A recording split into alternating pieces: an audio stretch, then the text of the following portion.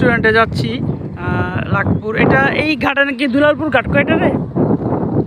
হ্যাঁ দুলালপুর ঘাট কয় না? শিবপুর দুলালপুর মূলত কি ওই পারে তো দুলালপুর?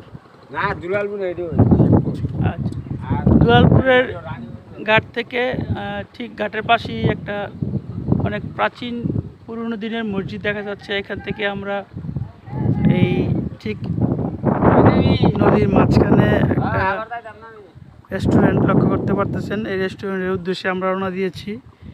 আমার সাথে আছে আমার সহচর হিসাবে আরমান। 2 টাকার বিনিময়ে আমাদের মাঝি ভাই, আপনার নাম কি ভাই? সুজন দাস। সুজন দাস। আপনি কি এলাকায় থাকেন না?